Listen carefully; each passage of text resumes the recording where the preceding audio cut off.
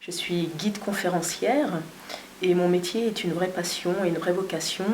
Ça m'a pris très jeune. Quand j'étais au collège, j'avais 13 ans et pendant la pause déjeuner, j'étais en train de lire le journal et il y avait un article sur une guide parisienne qui racontait sa journée type. Et je me suis dit, oh, c'est ça que je veux faire. Et donc j'ai suivi cette idée, j'ai fait les études en fonction, donc j'ai passé un BTS tourisme à Orléans, puis une année d'études à Angers pour être guide-interprète. Donc je suis interprète en anglais et en espagnol. Et donc en 2001, eh bien, j'ai commencé à guider pour des agences de voyage, des offices de tourisme, des autocaristes. Et en 2007, je me suis dit, bon, les agences paraissent contentes de mes services, les clients également, il est temps de créer quelque chose. Et il y avait un service qui manquait à Orléans. Les touristes arrivaient à Orléans et s'ils voulaient visiter les châteaux sans véhicule, mais ils étaient bloqués. Donc je me suis dit, eh bien, je vais créer ce service, je vais créer mon entreprise.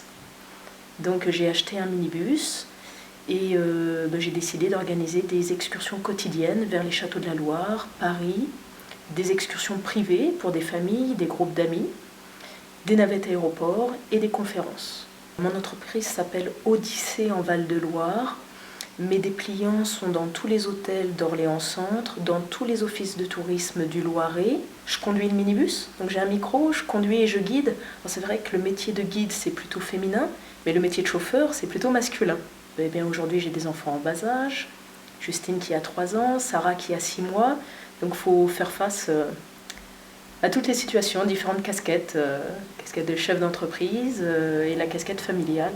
Mon métier est saisonnier, donc je travaille beaucoup d'avril à fin octobre. Donc je vais bientôt rentrer en hibernation. Et donc l'été, c'est mon mari qui s'occupe un petit peu de tout à la maison. Et l'hiver, c'est moi qui les chouchoute.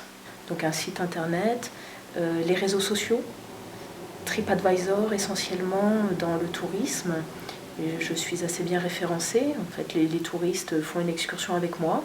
Et puis ensuite partagent leurs sentiments, leurs impressions de voyage. Facebook également, je pense que c'est audacieux parce que c'est un service qui n'existait pas à Orléans. Il y a peu de personnes qui y croyaient. Lorsque j'ai créé mon entreprise, je me suis tournée vers mes différents employeurs. En 2007, je travaillais pour 6 agences différentes. Je les ai toutes consultées pour avoir un retour. Et il y a peu de personnes qui m'ont encouragée au début.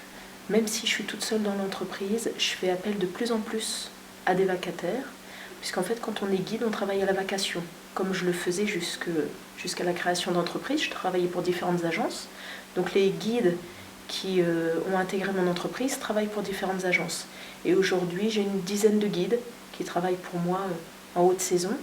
Donc ça, pour moi, c'est une satisfaction. Si c'était à refaire, eh ben, on y va, on fonce. Hein. Ouais, non, c'est une belle aventure.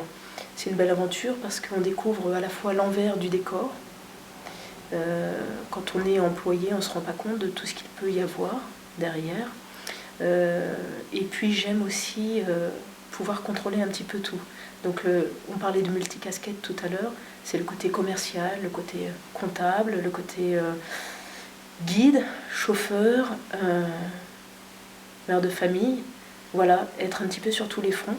Moi j'aime ça, je ne m'ennuie pas.